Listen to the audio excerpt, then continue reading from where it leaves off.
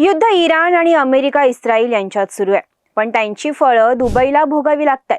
ज्या दुबईच्या रस्त्यांवर जगातील सर्वात महागड्या गाड्या धावतात, जिथे अतिश्रीमंत लोक सुरक्षिततेसाठी आणि अलिशान जगण्यासाठी येतात, त्याच दुबईत लोक जीवाच्या आकांताने धावाधाव करताना दिसत आहेत। इराणने केवळ इस्रायलवर नाही तर दुबईसह मध्य पूर्वेतील 7 आखाती देशांवर महाभयंकर क्षेपणास्त्रांचा अक्षरशः पाऊस पाडलाय।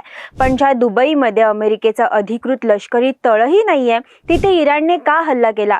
या 7 देशांनाच लक्ष्य का केलं गेलं? आणि अमेरिका आणि इस्रायल एका भयंकर चक्रव्यूहात अडकवण्याची इराणची ही अनपेक्षित खेळी काय आहे? याचीच कारण मीमांसा आपण या व्हिडिओत करणार आहोत। नमस्कार, मी समीक्षा देशमुख आणि तुम्ही पाहताय TOD मराठी। इराणचे सर्वोच्च नेते अयातुल्ला खामेनी यांचा अमेरिका आणि इस्रायल यांच्या संयुक्त लष्करी कारवाईत रविवारी सकाळी मृत्यू झाला। यानंतर इराणने सर्व आखाती देशांना लक्ष्य केलंय। विशेषतः दुबई टार्गेटवर आली आहे। दुबई हे नाव ऐकलं की गगनचुंबी इमारती आणि अफाट संपत्तीचं चित्र आपल्या डोळ्यासमोर येतं। मात्र इराणने डागलेल्या 137 बॅलिस्टिक क्षेपणास्त्रांनी आणि 209 घातक ड्रोननी दुबईच्या या सुरक्षित प्रतिमेला मोठा तडा दिलाय। दुबई विमानतळ, पाम जुमेराह आणि बुर्ज खलिफा सारख्या जगप्रसिद्ध पर्यटन स्थळांजवळ झालेल्या या हल्ल्यांमुळे संपूर्ण शहरात भीतीचं वातावरण पसरलंय आणि आणीबाणी लागू करण्यात आली आहे। पण अमेरिका इस्रायलने हल्ला केलेला असताना इराणने प्रत्युत्तर म्हणून दुबईला लक्ष्य का केलं गेलं, असा प्रश्न तुम्हाला पडला असेल। हा प्रश्न केवळ तुम्हालाच नाही तर संपूर्ण जगाला पडलाय। त्याचंच कारण आता आपण समजून घेणार आहोत। दुबईवर हल्ला का चढवला? दुबईला लक्ष्य करण्यामागे इराणची अत्यंत अचूक अशी आर्थिक युद्धनीती आहे। इराणचा खरा हेतू दुबईच्या उंच इमारती पाडणं हा नसून तिथे गुंतवलेला अमेरिकन पैसा जळून खाक करणं हा आहे। 2015 ते 2024 या दशकात दुबईमध्ये अमेरिकेने तब्बल 21.7 अब्ज डॉलर्सची प्रचंड मोठी आर्थिक गुंतवणूक केली आहे। आज दुबईमध्ये 1500 पेक्षा जास्त अमेरिकन बहुराष्ट्रीय कंपन्यांची मोठी कार्यालय आहेत। इराणला पक्क ठाऊक आहे की दुबईच्या अर्थव्यवस्थेला खिंडार पाडलं आणि तिथले व्यापारी वातावरण अस्थिर केलं तर त्याचा थेट आणि गंभीर फटका वॉशिंग्टनच्या म्हणजेच अमेरिकेच्या तिजोरीला बसेल। याशिवाय दुबईतील जेबेल अली हे मानवनिर्मित बंदर अमेरिकन युद्धनौकांसाठी अत्यंत पसंतीचं आणि सुरक्षित ठिकाण मानलं जातं। या बंदरावर आणि आर्थिक केंद्रावर हल्ला करून इराणने सुरक्षित समजले जाणारे व्यापार आणि लष्करी मार्गही आता अजिबात सुरक्षित राहिलेले नाहीयेत, असा स्पष्ट संदेश अमेरिकेला दिलाय। इराणच्या नेतृत्वावर अस्तित्वाचं संकट आलं तर ते शेजारील संपन्न आणि प्रगत देशांची चमकही कायमची फिकी करून टाकू शकतात। हाच या आर्थिक हल्ल्यामागचा अत्यंत स्पष्ट इशारा आहे। सौदी अरेबियाची ट्रम्प यांना फोनाफोनी। आखाती देशांवर विशेषतः दुबई सारख्या शहरांवर इराणने इतका भयंकर हल्ला करण्यामागचं सर्वात मोठं आणि खळबळजनक कारण आता समोर आलंय।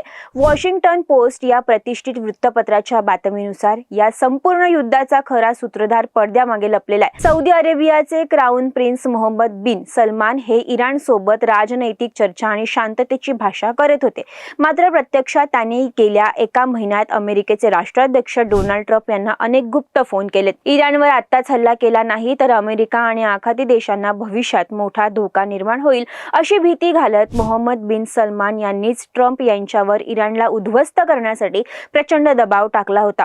सौदीचे संरक्षण मंत्री खालिद बिन सलमान यांनी अमेरिकन अधिकाऱ्यांसोबत बंद दाराआड बैठका घेऊन हल्ल्यासाठी भरीस घालण्याचं काम केलं होतं। इराणलाही या भयंकर षडयंत्राची आणि आखाती देशाच्या दुटप्पीपणाची कुणकुण लागली होती। आखाती देशांनी आपल्या पाठीत खंजीर खुपसल्याची इराणची भावना झाली। त्यातूनच या अरब देशांना कायमची अद्दल घडवण्यासाठी इराणने दुबईसह संपूर्ण आखाती परिसराला आपल्या क्षेपणास्त्रांचं लक्ष्य केलंय। 7 आखाती देश इराणच्या निशाण्यावर का? दुबईसह इराणने Qatar, Kuwait, Bahrain, Saudi Arabia, Iraq आणि जॉर्डन या 7 आखाती देशांवर एकाच वेळी अतिशय भीषण हल्ले चढवलेत। यामागील सर्वात मोठं आणि प्रमुख कारण म्हणजे या सर्व देशांमध्ये असलेले अमेरिकेचे लष्करी आणि हवाई तळ। कतारमध्ये अमेरिकेचा मध्य पूर्वेतील सर्वात मोठा लष्करी तळ आहे, जिथून या युद्धात अमेरिकेचे सर्व लष्करी नियंत्रण चालतं। बहरीनमध्ये अमेरिकन नौदलाचा अत्यंत महत्त्वाचा आणि मोठा तळ आहे। कुवेत, इराक आणि जॉर्डनमध्येही अमेरिकेचे हजारो सैनिक आणि अत्याधुनिक हवाई तळ तैनात आहेत. अमेरिकेचे राष्ट्राध्यक्ष डोनाल्ड ट्रम्प यांनी इराणमध्ये केवळ लष्करी कारवाई न करता थेट सत्तांतर घडवून आणण्याची घोषणा केली आहे. या मोठ्या लष्करी मोहिमेसाठी अमेरिकेला याच 7 देशांच्या भूमीचा आणि हवाई हद्दीचा सतत वापर करावा लागतो. इराणची रणनीती अतिशय आक्रमक आहे. अमेरिका या अरब देशांमधून इराणवर बॉम्ब हल्ले करत असेल तर इराण आत्मरक्षणाचा अधिकार वापरून हे लष्करी तळ मुळासकट उद्ध्वस्त करेल. अमेरिका आणि इस्रायलच्या हल्ल्यांमुळे जर तेहरान जळून खाक होणार असेल तर संपूर्ण मध्य पूर्व देशही त्यांच्यासोबत विनाशाच्या गर्तेत ओढले जातील. हे इराणने केवळ बोलून दाखवलं नाही तर प्रत्यक्ष हल्ले करून सिद्ध केले. अमेरिकेची कोंडी होणार. युद्ध अभ्यासकांच्या मते इराणच्या या बहुआयामी आणि अनपेक्षित हल्ल्यांमुळे अमेरिकेसमोर आता एक अभूतपूर्व संकट उभं राहिलंय.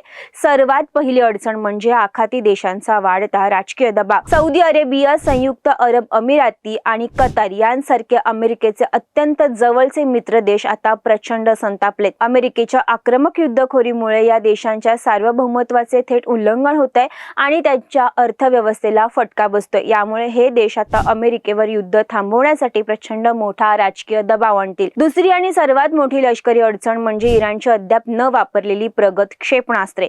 इराणच्या लष्करी अधिकाऱ्यांनी आपण अजून सर्वात घातक शस्त्र वापरली नसल्याचं जाहीर केलंय. जर इराणने चीन किंवा रशियाकडून मिळालेल्या अत्याधुनिक आणि हायपरसॉनिक क्षेपणास्त्रांचा वापर करून अमेरिकेची एखादी मोठी विमानवाहू युद्धनौका अरबी समुद्रात बुडवली तर ती अमेरिकेसाठी आजवरची सर्वात मोठी लष्करी नामुष्की ठरेल.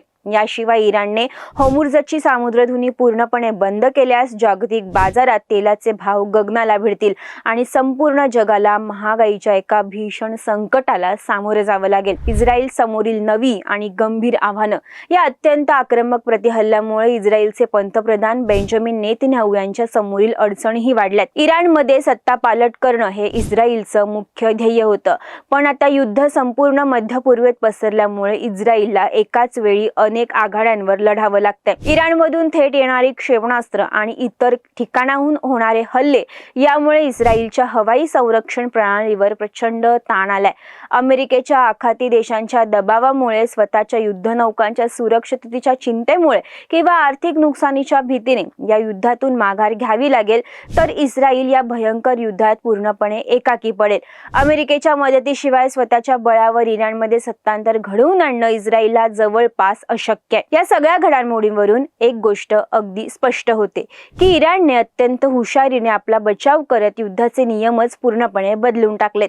दुबईसारख्या आर्थिक केंद्रावर आणि 7 देशांमधील अमेरिकन लष्करी तळांवर हल्ला करून इराणने अमेरिका आणि इस्रायलला त्यांच्या जाळ्यात अडकवण्याची खेळी केली आहे. एका नव्या जागतिक महायुद्धाची ही नांदी ठरू शकते. इराणच्या या आक्रमक खेळीवर आणि तिसऱ्या महायुद्धाच्या या वाढत्या धोक्यावर तुमचं काय मत आहे? या युद्धातून मार्ग कसा निघेल? भारताची भूमिका काय असावी असं तुम्हाला वाटतं?